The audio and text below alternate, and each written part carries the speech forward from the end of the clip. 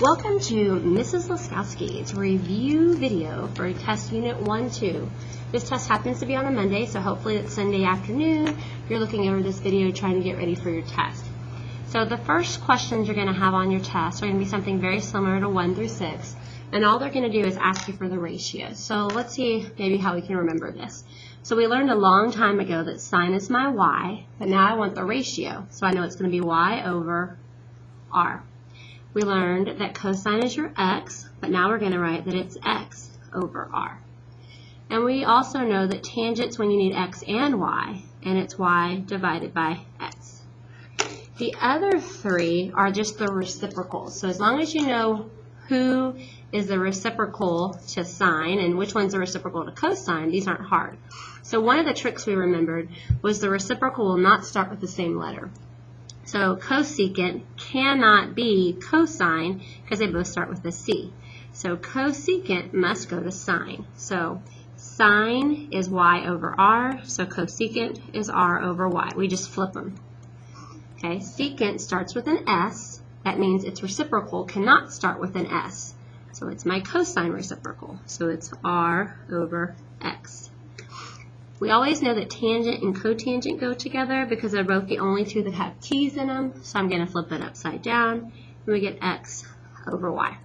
So you need to memorize those. They're going to ask you about 3 of them, and they're going to be 3 points each. On 7 and 8, the problem states, a point on the terminal side of an angle theta is given. Find the exact value of the indicated trigonometric function of theta. When you see a problem with these directions, that means that you have an x, y, r problem. When you have an x, y, r, you're going to label x equals, y equals, r equals for each part. If you're missing a variable, you're going to use this formula, x squared plus y squared equals r squared, to find the missing piece. Okay, so on number 7, they are asking me to find sine, secant, and tangent. And I know to find sine, I'm going to need a y and an r. And right now, all I have is an x and a y. So I'm going to go use this formula that we wrote down right here to find r. So x squared, 3 squared is 9, plus y squared, 2 squared is 4. So 9 plus 4 is 13, and the square root of 13 is just the square root of 13. So r equals the square root of 13. So I know x equals 3, y equals 2, r equals the square root of 13. So they want sine, and sine is going to be the y value, which is 2, over the r value, which is the square root of 13. And we call this trashy math, dun dun dun. And we have to get rid of the radical on the bottom. So I'm going to multiply top and bottom by square root of 13. And I get 2 square root of 13 over 13. The next one they want me to do is secant. So I look back at the top again, and I know secant is the r value over the x. My r value is the square root of 13, and my x value is 3. So we're done. The next one wants tangent, and tangent is y over x. My y value is 2, my x value is 3, and we're done. So why don't you pause the video right now, try to do number 8, and then check back to see if you got it right. On number 8, I know my x is 5, my y is 12, and again, I'm going to use this formula right here to go find r. So x squared is 5 squared, which is 25. Y squared is 12 squared, which is 144, equals r squared. 25 plus 144 is 169, and the square root of 169 is 13. They want me to do cosine first. Cosine is going to be your x over your r. So my x value is 5, and my r value is 13. And we're done. They want me to find cosecant, so I look back up here at the top. Cosecant is r over y. My r is 13, my y is 12. And we're done. They also would like me to find cotangent. Cotangent is the x value over the y value. My x value is 5, my y value is 12. And we're done. So on the test, make sure you know your 6 trig function ratios and make sure you know x squared plus y squared equals r squared. All right, on 9 through 13, they want you to do some graphing, and they ask you to graph between negative 2 pi and positive 2 pi. I'm not going to do that. I'm only going to graph from 0 to 2 pi. For each one of these, before you start graphing, there are a couple things we have to remember. When we're graphing a sine function, it's going to follow the pattern AMAMA, which stands for axis, maximum, axis, minimum, axis. And anytime we graph a cosine function, we're going to remember MAMA M, maximum, axis, minimum, axis, maximum. All right, so here we go. So on number 9, I'm graphing from 0 to 2 pi. I see that I have an amplitude of 3. My k equals 0 because I'm not adding or subtracting anything. And my period is going to be 2 pi. I know my period's 2 pi because there's an imaginary 1 in front of the x. And to find your period, it's 2 pi divided by the b. So 2 pi divided by 1 is 2 pi. So we're going to go sketch a graph. I'm going to make my x go from 0 to 2 pi. And then we're going to half it, half it, half it. Now I'm going to go label my y-axis. I see that my k is at 0. I need to be 3 above it, which puts me at positive 3. I need to be 3 below it, which puts me at negative 3. So you label your x, you label your y. Now I'm going to go follow my pattern for sine. I'm going to do axis, maximum, axis, minimum, axis. So I'm going to start with the axis, maximum, axis, minimum, axis. And there we go, done. Let's go look at number 10. Number 10 is a cosine graph, so it's going to follow the MAMA M pattern. It has an amplitude of 2, a k of negative 3, and a period of 2 pi. Again, I know my period is 2 pi because there's an imaginary 1 right here in front of the x. And to find my t, I take 2 pi divided by whatever number's there. And since there's a 1 there, 2 pi divided by 1 is 2 pi. So my graph is going to go from 0 to 2 pi. Going to half it, half it, half it. Okay, now this time when I label my y, I know that I need to have a axis of weave at negative 3 because that's what my k tells me. And then it tells me I have to go an amplitude of 2 above it, which puts me at negative 1, and 2 below it, which puts me at negative 5. Because it's a cosine curve, I'm going to go maximum, so at negative 1, axis at negative 3, minimum, negative 5, back to the axis of negative 1, and the max of, the axis is negative 3 and the maximum of negative 1.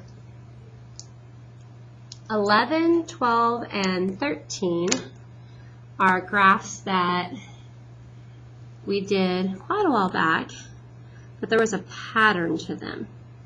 So my period's 2 pi again because there's no 1 right here. So anytime there's a 1 in front of your x, your period's going to be 2 pi. Because we're doing tangent, tangent's pattern that we learned a long time ago is you put a dot at the origin, asymptote, dot at pi, asymptote, dot at 2 pi. And then we go right arm up, left arm down, right arm up, left arm down, right arm up, left arm down. And that's the pattern from tangent. It's point, asymptote, point, asymptote, point. So before I go do cosecant, I'm going to go do cotangent because if I can do tangent, cotangent is going to be the exact opposite in every fashion. So I'm going to go out to 2 pi. Excuse me. I'm going to half it, half it, half it. Now on cotangent, I had a point at 0 and an asymptote next. I'm going to do just the opposite. I'm going to put the asymptote first and then the point. Asymptote, point, asymptote. So the asymptotes and the points flip spots. And instead of doing right arm up, I'm going to do the opposite. Left arm up, right arm down. Left arm up, right arm down.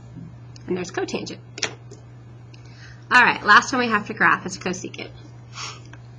Again, my period's going to be 2 pi, so I'm going to go from 0 to 2 pi. I'm going to half it, half it, half it. My amplitude is 1. Now, before I start graphing, I have to remember what cosecant is the reciprocal to. So I'm going to cheat a second and come up here to the top.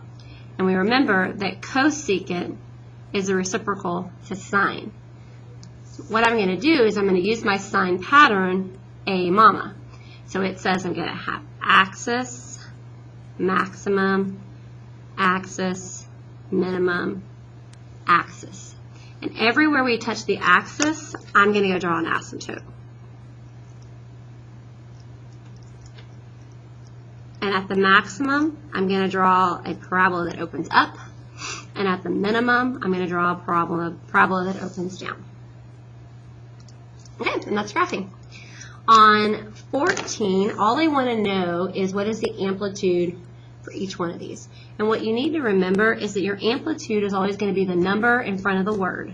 So amplitude, amplitude, amplitude, amplitude. So on number 14a, the amplitude is 6. 14b, it's actually positive 2 because amplitude can never be negative. So following that, C is positive 3. And on letter D, there's an imaginary 1 there. My amplitude is 1. On 15, they're asking me to find the period for each function. To find the period, you will never find it in the equation. Your period is equal to the formula 2 pi divided by b. And your b is the number in front of your x. So on letter A, we're going to have the period equals 2 pi divided by 1/2. And then we're going to remember that dividing fractions is easy as pi. You're going to flip the second and multiply. So we have 2 pi times 1 over 2 flipped is 2, which is just 4 pi. So 4. On letter B, we're going to have t equals 2 pi divided by 5. That doesn't reduce, it can't be divided, so we leave it just like that. Letter C, t equals 2 pi. Since there's no number there, it's 1, and 2 pi divided by 1 is 2 pi. That's why all these graphs up here, because look, it had a 1x, a 1x, a 1x, a 1x, a 1x. Every one of these went out to 2 pi because the x was 1. Letter D, we have a 6 for my B, so it's 2 pi over 6. Make sure you reduce, it's pi over 3. Okay?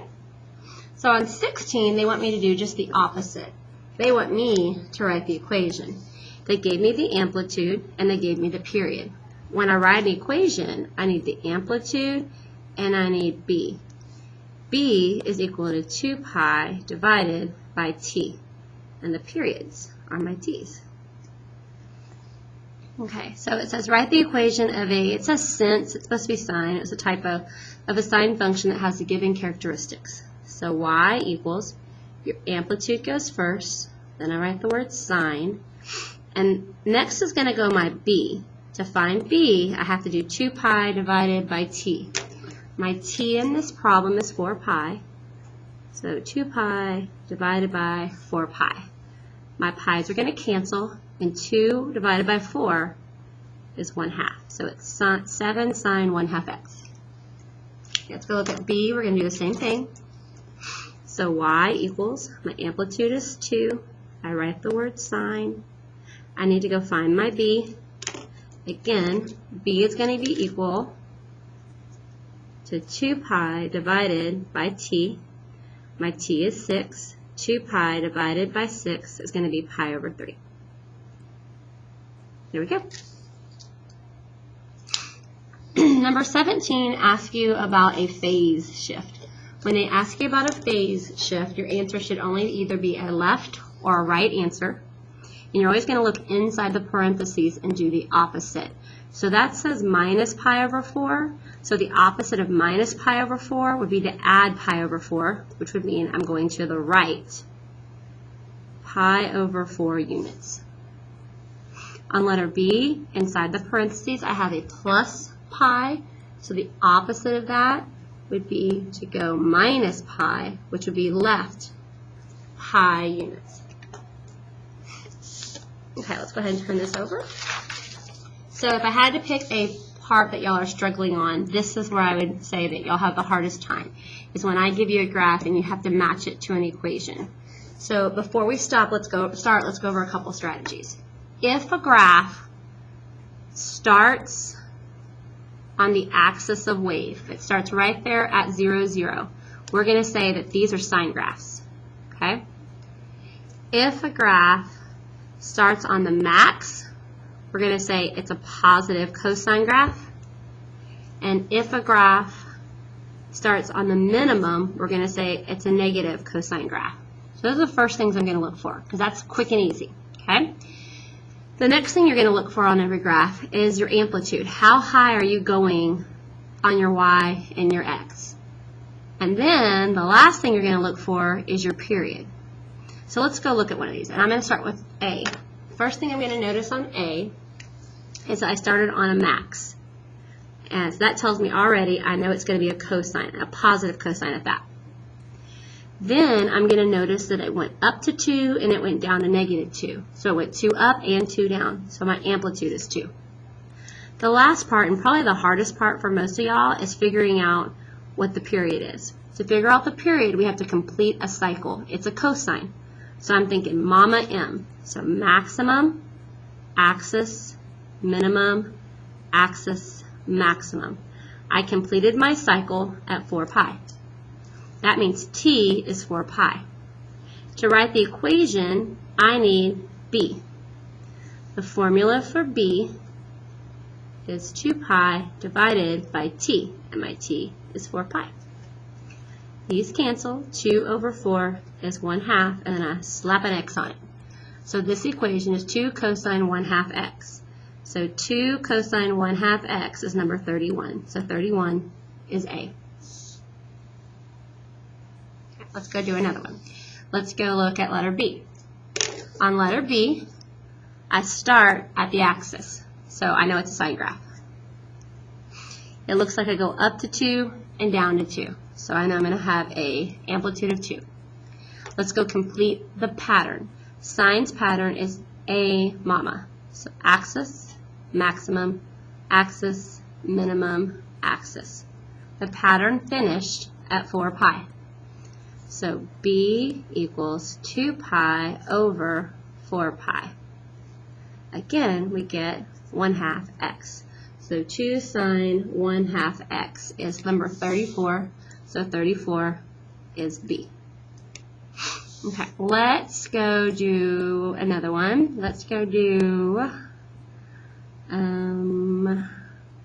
let's go look at letter D. I'm sorry, not D, G. I'm going to jump down here to G. So on G, I start at a minimum. So I know right away I'm going to have a negative cosine. As we said earlier, negative, if it starts at the minimum, it's a negative cosine. Okay? And I still go up to 2 and down to 2, so I know it's a 2 in here. Let's go find my pattern. So mama m, minimum, axis, maximum, axis, minimum. I ended at 4. My period is 4. That means B equals 2 pi over 4. So I don't have a pi to cancel out this time. So 2 pi over 4, it's going to reduce to pi over 2. So I go look at all my answer choices. I'm looking for negative 2 cosine. So negative 2 cosine, negative 2 cosine, pi over 2x happens to match 36. So 36 should be G. Let's go look at letter H. This will be the last one I do in this section. On letter H, I start at the axis, so I know I'm a sine. Now notice that this sign goes down first instead of up. So because I go down first, I'm going to know it's a negative sine curve. And it looks like I'll go up to 3 and down to 3, so my amplitude is 3. Now let's go do our pattern. Axis, minimum, axis, maximum, axis. I ended my period at pi. So b equals 2 pi over pi. The pi's cancel, and I'm left with 2x. So I'm looking for -3 sine 2x. That matches 33. Okay, I think you get the gist of this, so make sure you pause the video, try these out, and then we'll see if you got them right. I'll write the answers down. So this is F, E, we already did that one, it's A. We've got J, H, B, C, G, J, and the last one was D. All right, number 19 is a Ferris wheel problem. You will have one problem on your test that's free response. It'll be very similar to something like this. It says a Ferris wheel with a diameter of 105 feet is 3 feet off the ground. Okay, so remember, I'm an artist. Here's my Ferris wheel, and here's the ground. And I know the Ferris wheel is 3 feet off the ground, and I know the diameter of my Ferris wheel is 105. Okay? It says it completes one revolution every 24 seconds. One revolution is what we call our period. So there's my period. Express the height of a seat closest to the ground as a function of t seconds after it begins turning. Find the maximum, the minimum, the amplitude, the axis of wave, the period, B, and sketch the graph and write an equation. All right, so the first thing they want is my maximum. So your maximum is the tallest you're going to be off the ground. So the Ferris wheel is 3 feet off the ground, plus it's 105 feet tall. So 105 plus 3, my max is going to be 108. My minimum distance from the ground, the lowest I can ever be from the ground, is 3. Okay, so that was easy. Then they asked me to give them the period. Your period they gave to me in the problem. It's 24 seconds. They want my frequency.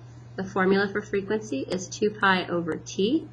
So we have 2 pi over 24, which is going to give me pi over 12. Okay. They also want me to write down the amplitude and the axis of wave. To find the amplitude, remember you're going to be given this formula on your test. It's the maximum minus the minimum divided by 2.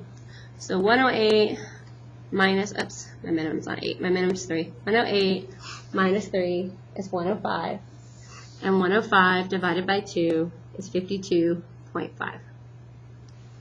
Then we're going to go find our axis of wave. Again, you're going to have this formula.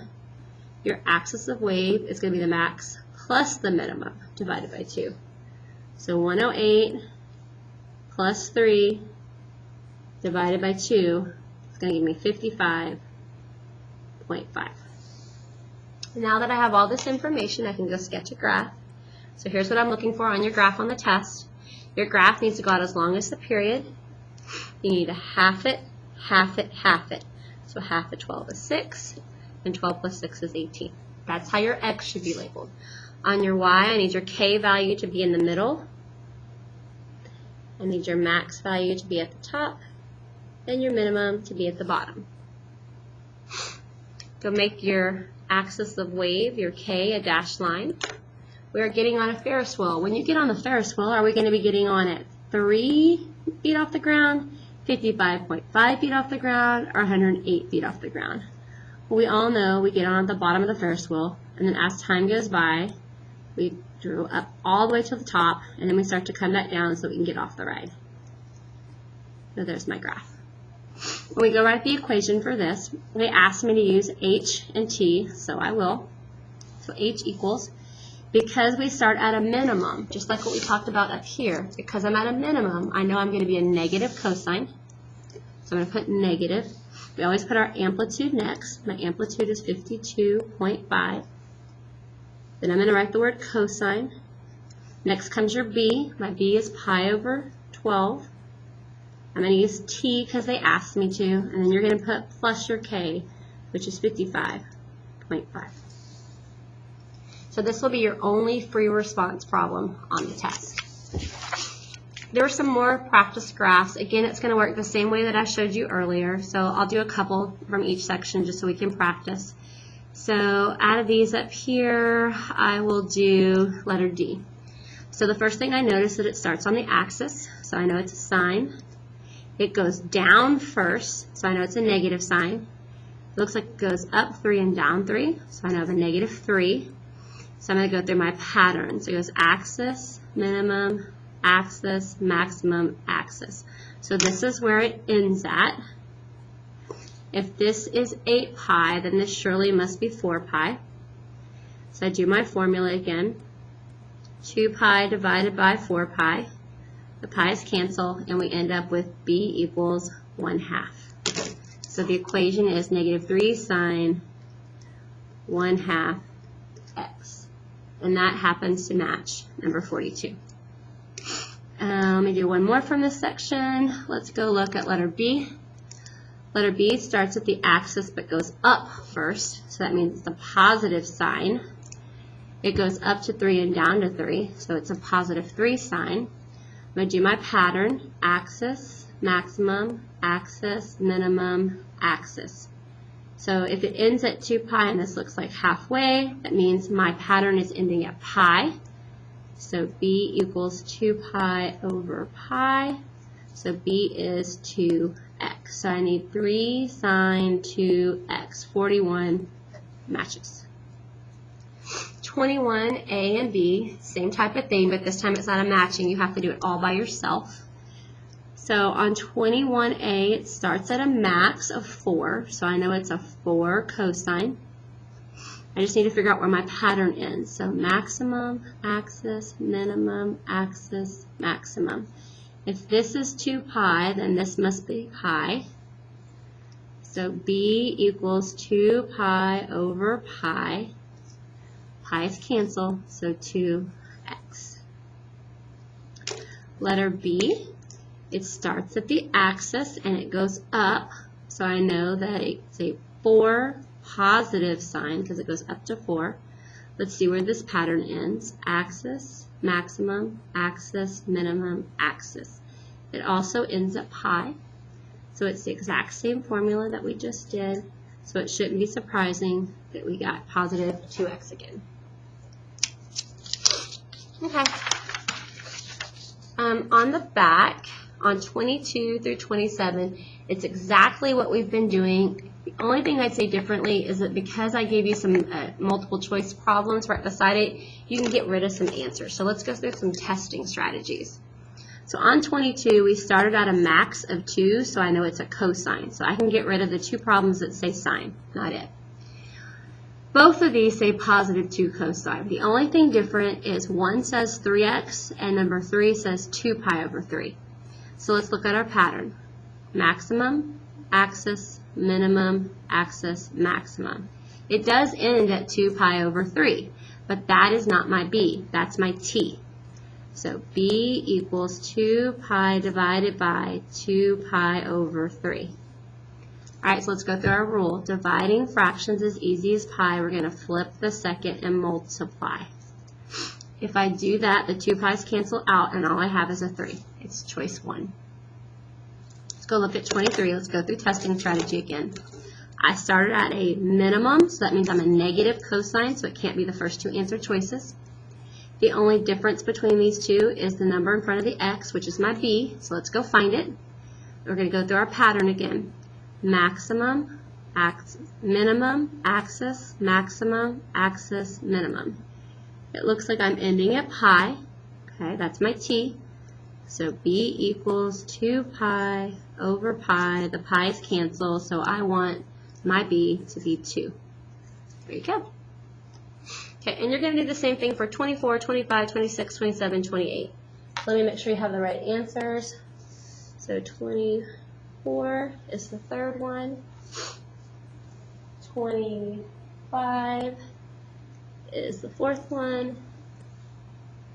26 is the first one.